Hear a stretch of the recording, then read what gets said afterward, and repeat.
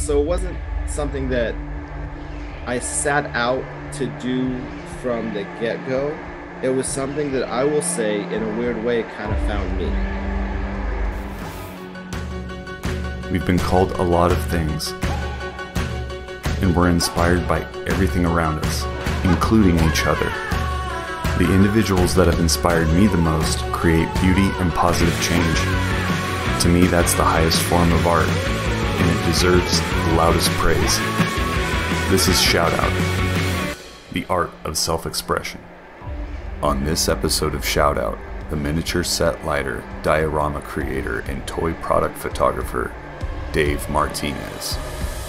Ultimately, I know that whatever I'm doing, I am truly invested in it, and therefore, hopefully that translates through what I'm doing, and that's why people might be drawn to it. A big thing of mine is to figure out something practical that I don't have to insert anything photoshopped. If I can do it practically, I want to do it. There's absolutely nothing wrong with just having your action figure posed up cool, and that's completely fine. But if I can do more than that, that's always what I'm going to try to do. The fact that I am inspiring people and people look at my work on the same level of people that I admire, that's the sort of thing where I know that I just need to keep going. Let's just pick up where you were going, because you were talking about two different processes. Yeah. And how you do not like to divide yourself. Yeah, not at all. So when I'm in any sort of creative space, I have to have my full attention onto whichever part of that creative process that I'm doing. So therefore, I'll go months without making any sort of dioramas or pieces because I'm really focused on photography. Mm-hmm. And vice versa, if I'm making any sort of diorama or diorama piece or whatever, I have to give my full attention to that. My brain does not allow me to divert from one thing to another, and that might, I don't know if that's a detriment or a good thing,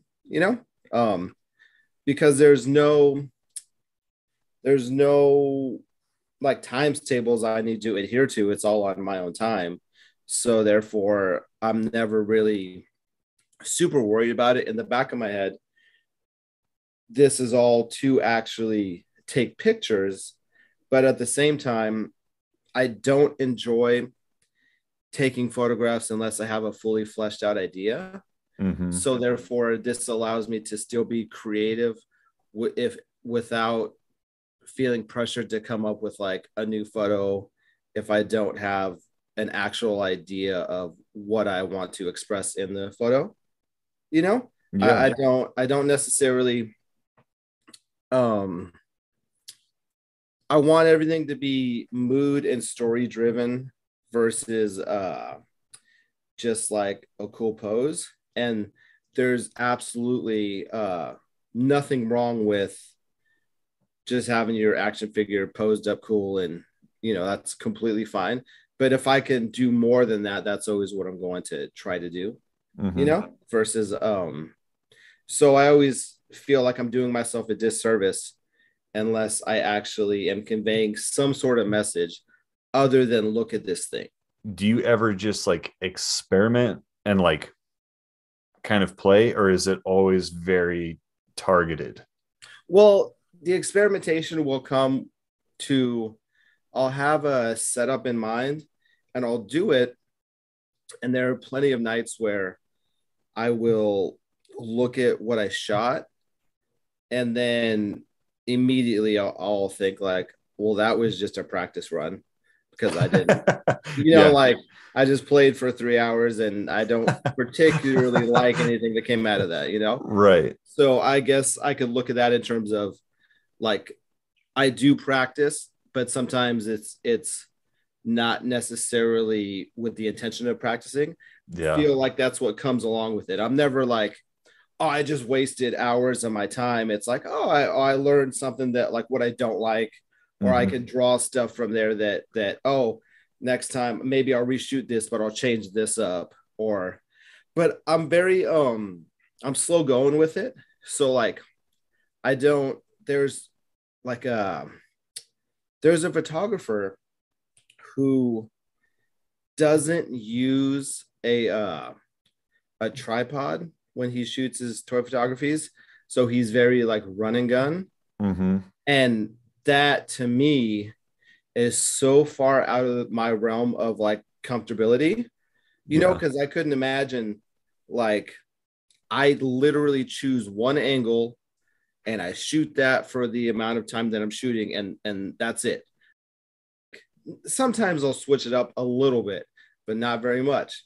So like I work completely the opposite. I think of it up here, and then I kind of think of the angle that I want, and then it's pretty much locked in from there. And again, these aren't necessarily methods or like anything that I would say, oh, this is how it should be done or shouldn't be done or any of that. It's just what works for you. Yeah, exactly. You Yeah. know, exactly. Yeah. How many artists have you kind of come across that have a different process where you're just in awe? A lot. Like, especially I would say more artists that I am taken with sometimes aren't even necessarily on the photography side of things, but it's on the building of certain dioramas Mm-hmm. and stuff with like such detail that I want to know exactly how they did that because I want to put my own spin on something like that, you know? So me and a few of my friends were talking the other day, and this artist took like all of his scrap foam and like glued it all together. And the mountain of scrap that he had was like 2.5 feet tall and like 2 feet wide. And he carved a literal mountain out of those scraps. Like he, with a hot wire knife, he just carved Right. it, you know? And like it was a literal mountain that you can now use. And like I would never think to do that. You know, it was just like, oh my God, this is like I would never be like, oh, I could glue this and glue that. And, you know, but it takes something like that for me to then go, oh, I get it now, you know? So Yeah.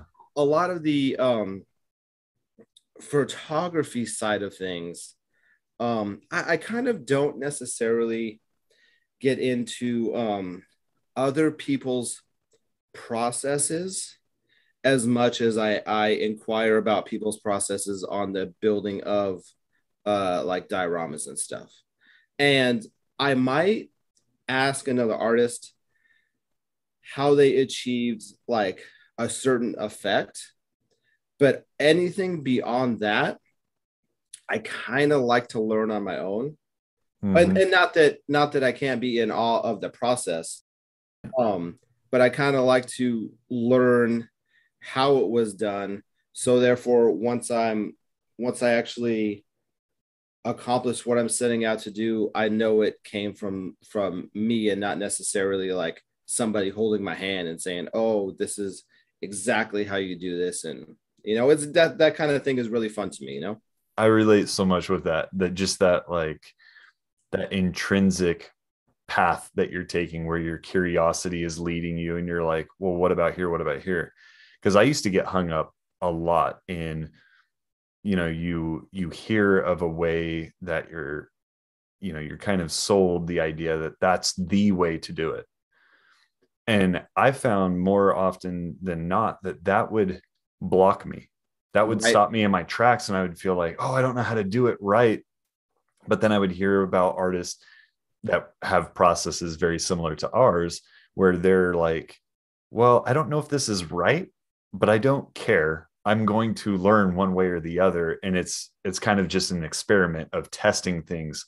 And when you do have that aha moment, you're like, I don't know if this works for anybody else, but this is Right. working for me and I'm feeling it in my heart. So like, I'm just going to keep following that, you know? Absolutely, man. Like how like a lot that happens to me all the time with my photos where I don't have a very what I would call like scientific method about the way I set up my lights and like where I need to have this key light and where I need to have this backlight, like down to like so specific. It's more like I'll kind of set it up here and I'll set it up here and then I'll take pictures and then I'll look through the viewfinder and say, okay, this is working, but Yeah. it really isn't until I get it to the computer and see it on an actual like high resolution screen where I'm like, oh, I took that. Like that's crazy. It didn't look Yes. like that in the viewfinder or whatever. Yes. Like I love that because, you know, I love it when you kind of astonish yourself. Like, I think most artists, that's what they're really going for in a piece, whatever they're working on, where it comes back and they're like, almost like a little kid joy, like, I did that. yeah. And when you connect with that, you're like, that's the way. Yeah. And one way or the other, whatever I'm told, this is the actual way. Cause I'm connecting with, you're connecting with young Dave, who's like, dude. Yeah. 100%. It's definitely what drives me in terms of, though I aim to have the positive feedback, like let's say through Instagram or Facebook or whatever, Right. ultimately, I know that whatever I'm doing, I am truly invested in it. And therefore, hopefully that translates through what I'm doing. And that's why people might be drawn to it, Yes. on a deeper level, not Yeah. necessarily like, oh, I'm trying to get you to like it. Like, it's cool if you do, you know what I mean? Like, I Yeah. appreciate that. And again, I'm human. I like applause and whatever, but ultimately I feel like because, part of my soul is a part of that. And like, it's genuine that is what, even on a subconscious level, that people are hopefully seeing, Yes. on not a superficial, like scroll. Okay, that's cool. So God, we got to have more conversations, Dave, because just talking with you, I'm like, it's such a healthy way of creating. And I think any creator's best moments, that's what they're doing. Tell me where this all began, because I mean, obviously we work together. We're just having conversations, and all of a sudden I start seeing your work and I'm like, okay, this is amazing. Where did it all begin? What was like kind of the first little thing that got the ball rolling? well,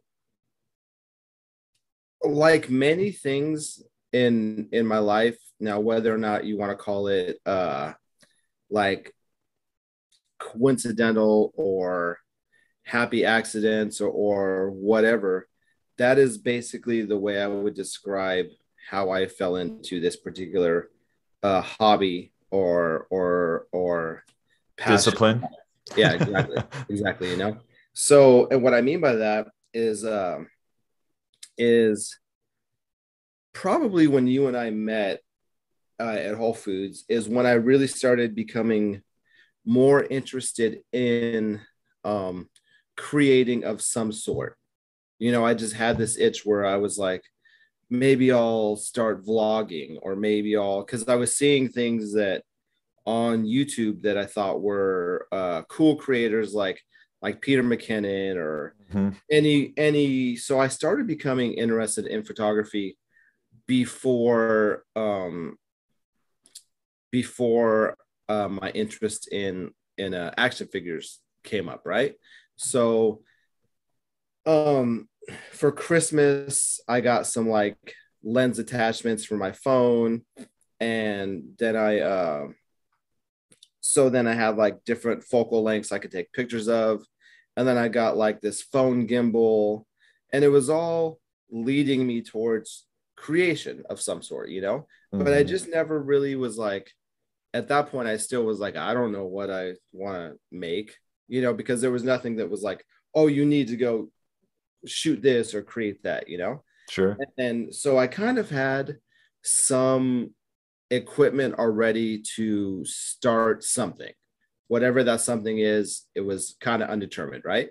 Mhm. So then one day, um my wife and my son and myself, we were at a mall in San Francisco, and there was a toy store that my son wanted to go to, and I saw an action figure of like Freddy Krueger, and I thought, well, this isn't like marketed towards kids. Like my son Right. doesn't at like whatever age he was, like 6, or this isn't for him. You know, This is like terrifying. Why are they doing? Oh, wait a minute. yeah. Well, it was more like I clearly understood who the target audience was for that, you know, and I Yeah. was like, well, this is coming home with me, you know. So I immediately bought it.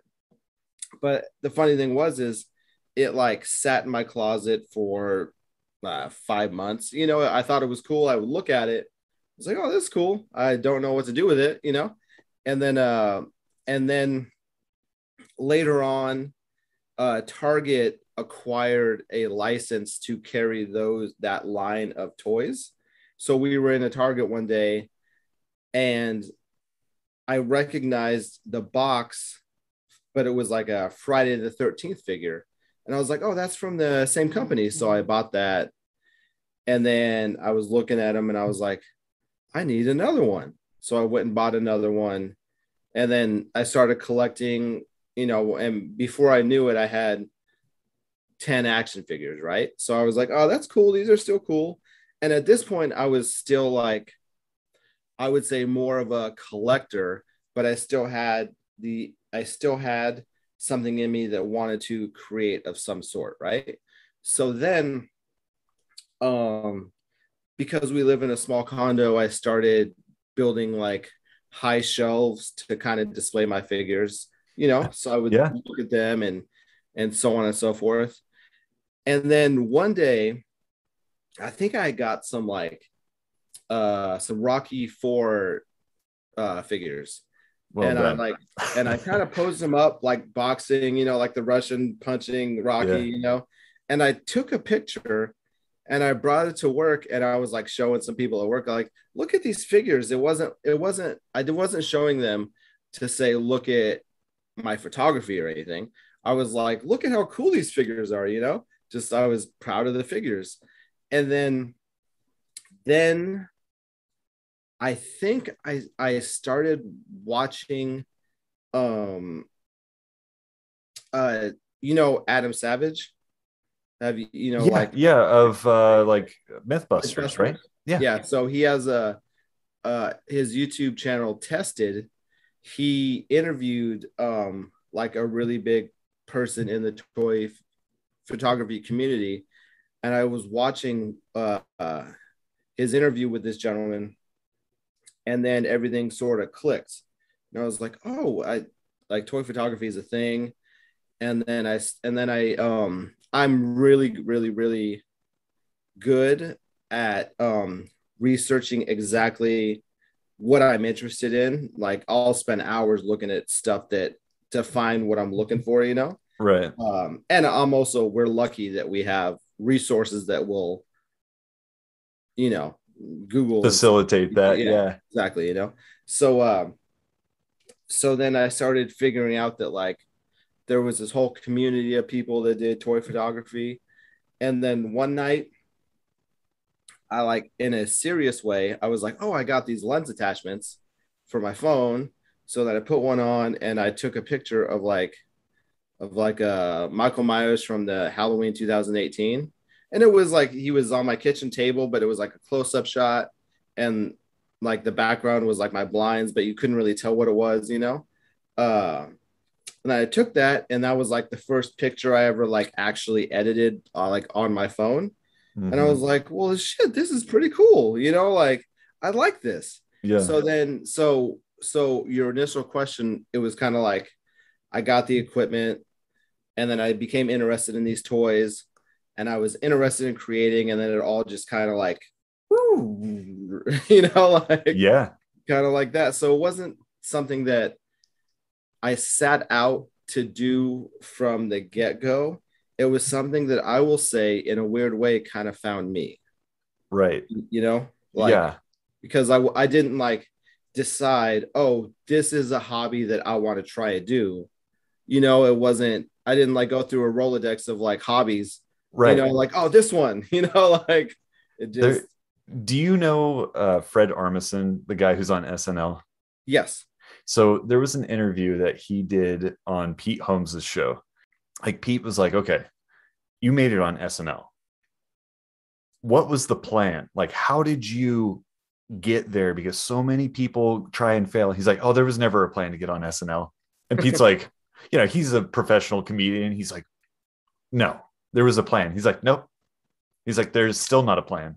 And he's like, what are you talking about? And he's just like, every moment there's something I can do to be just a little bit better. And Pete is just sitting there dumbstruck. And he's like, give me an example. And he's like, well, Pete, right now, this is pretty good.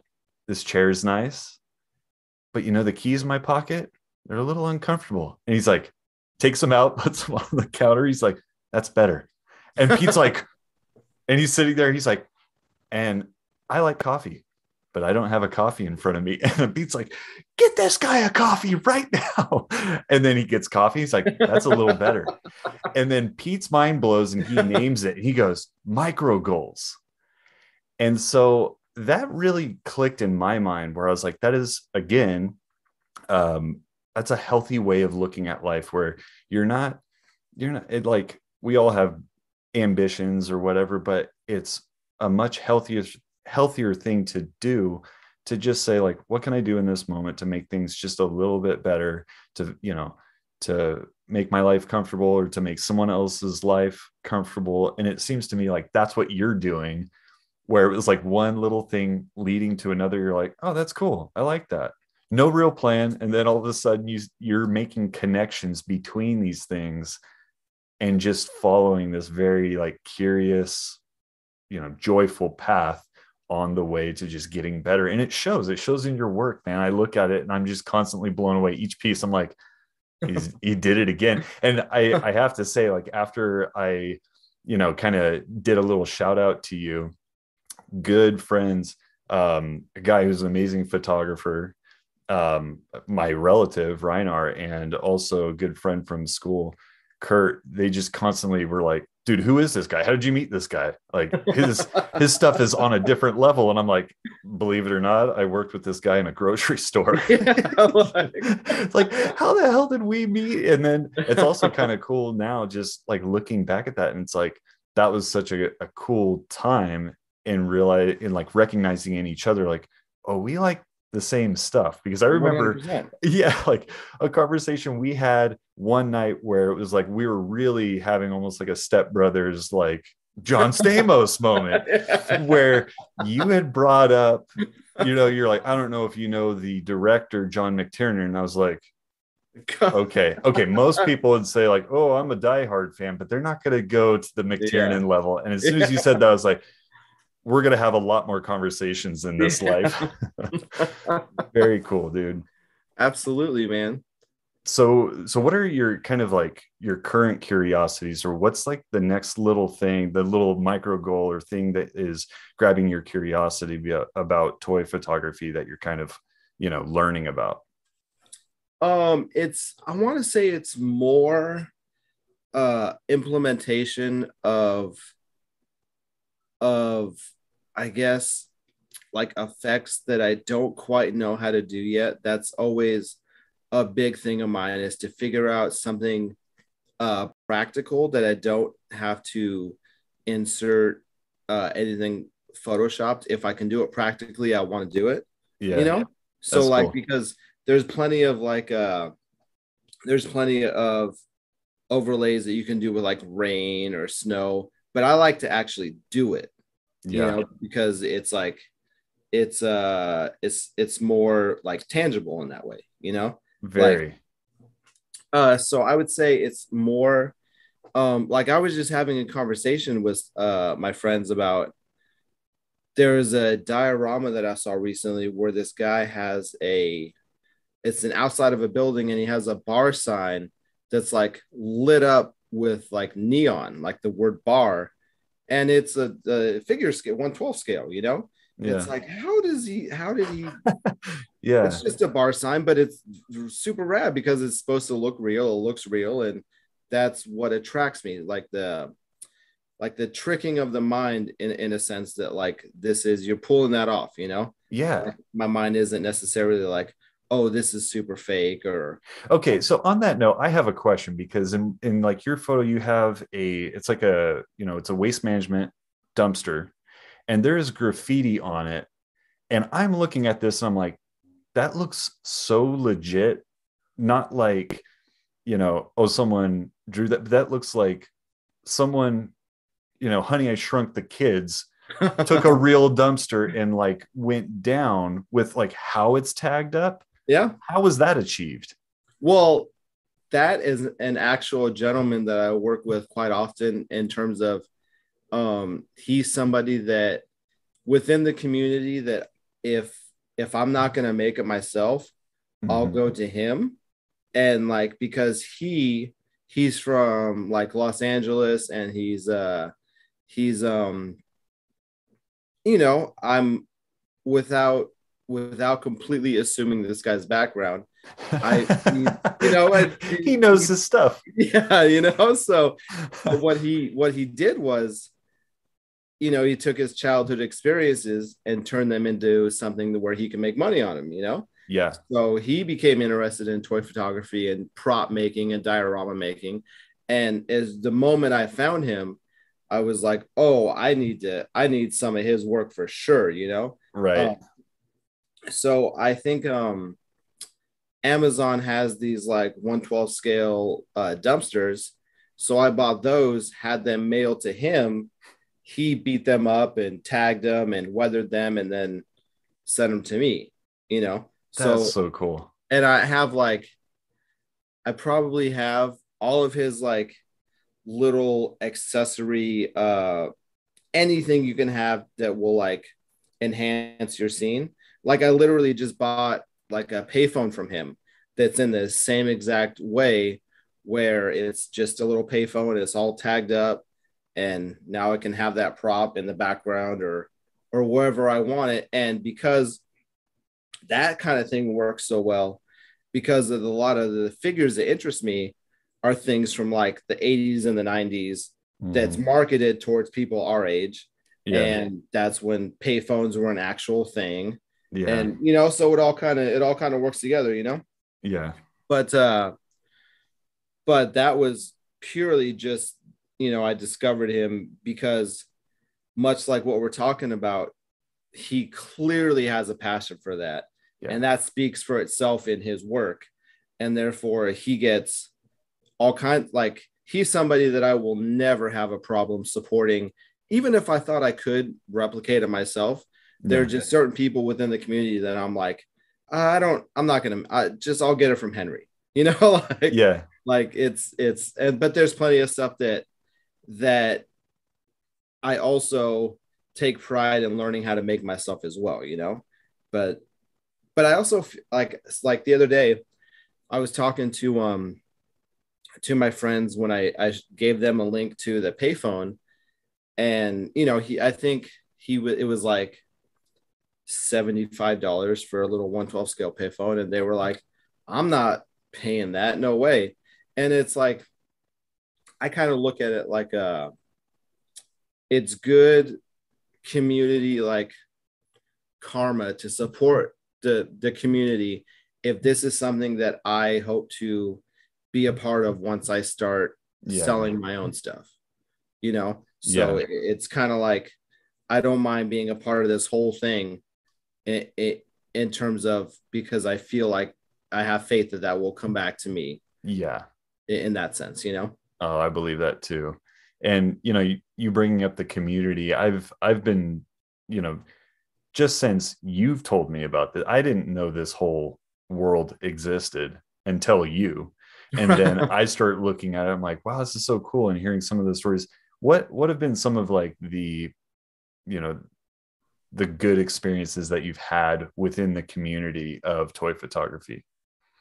I mean, primarily getting to speak with people that I hold in high regard to being highly influential on what I do. And not only getting to meet them, but at a particular point, feeling like I'm actually their peer, So Yeah. and then I've had conversations with people to where I've explained to them how much they mean to me in terms of how much they influence me and how much like I love their work. And I have no problem, being a fanboy or whatever, being like, but it comes from a genuine place. Like you do amazing work. And I want to let you know that like I appreciate that more than you probably understand, And I've actually had that turn around on me where people will message me and be like, yo, man, like, and it's a weird feeling, It is.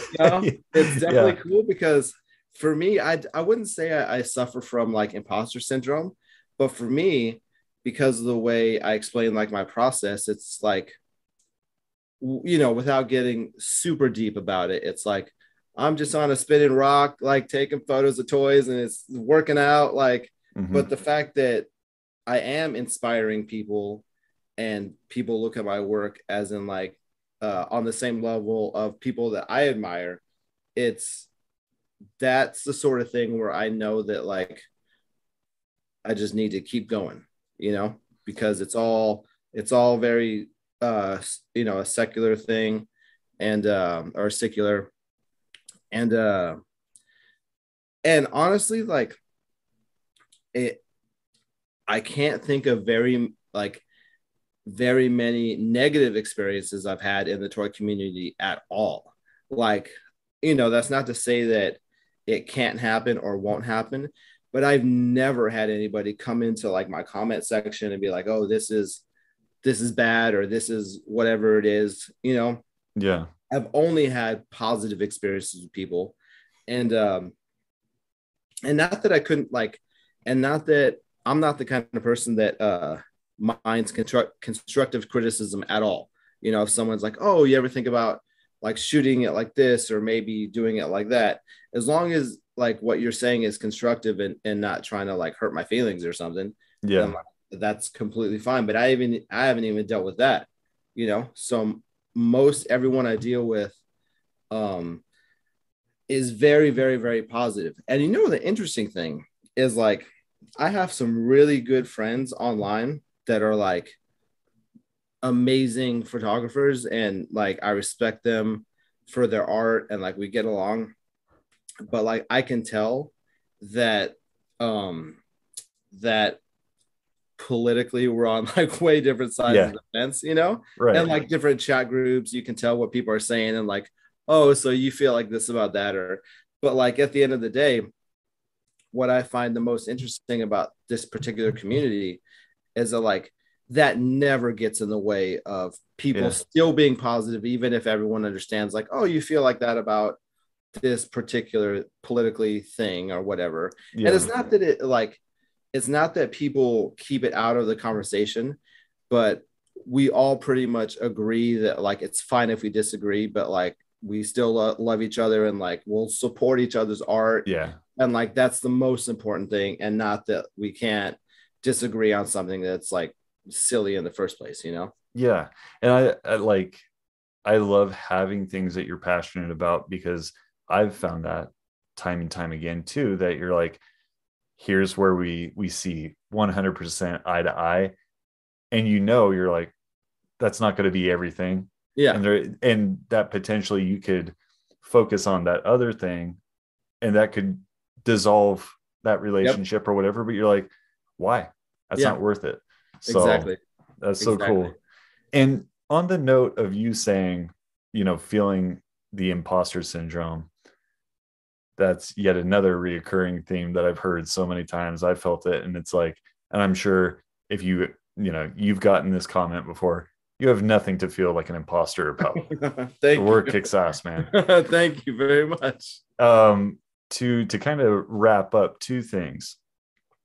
Is there anybody that you want to do a shout out for, kind of pay it forward, that has like that helped you, on your journey and like maybe like taught you something in toy photography that you're like, oh, I gotta tip my cap to?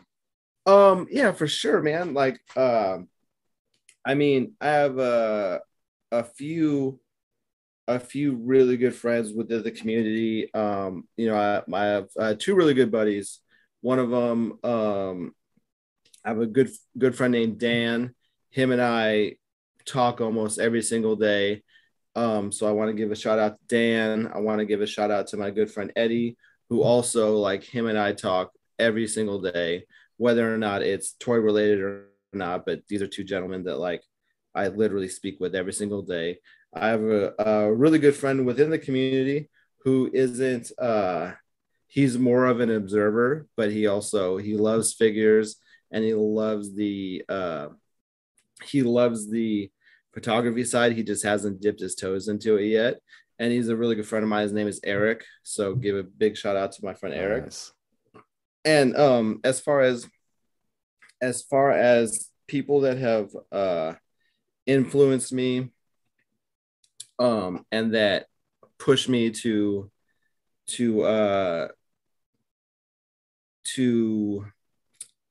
they push me without knowing that they're pushing me because of the art they're putting out, so it's always a matter of like, oh, I want to get there, and Yeah. they don't know that they're doing that to me. Right. You know what I mean? And sometimes I'll tell them, sometimes I'll, just in my head be like, oh, I need to do better. Kind of like the example you were given, like, oh, like, I'm cool. I could, but at the same time, there isn't a huge part of me that doesn't ever think like I can't get there, and not in an arrogant way, Right. but just in a way that, like, I will learn what I need to learn in order to get there.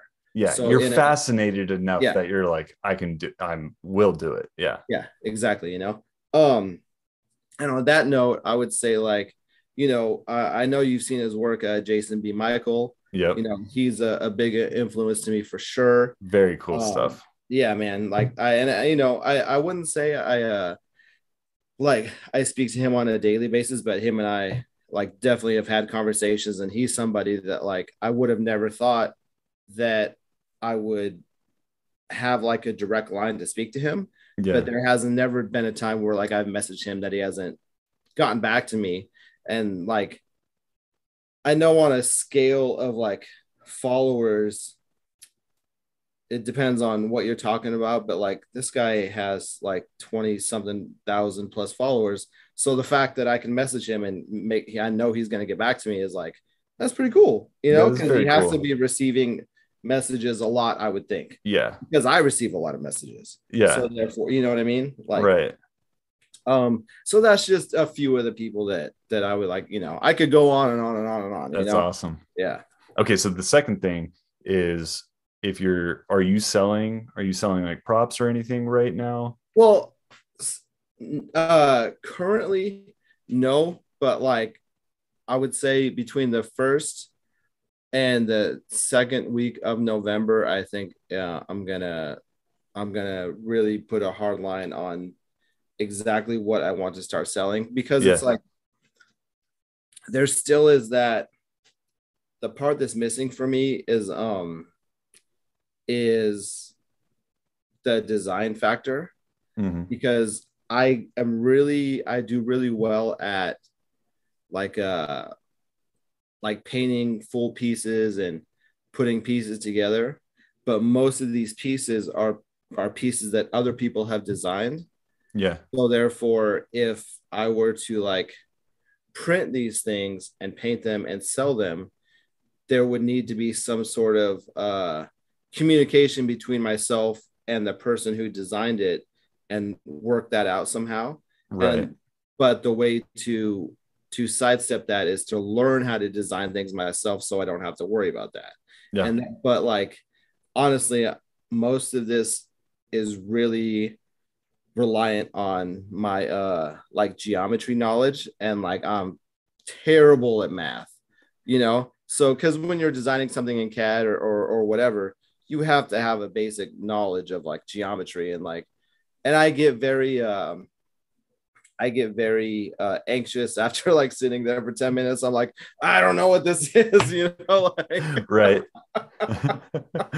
So once I figure out the design aspect of things, I'm honestly, like, I'm still trying to figure out exactly what I want to do and how I want to do it in that realm. So it's still kind of a work in progress, I would say. Okay.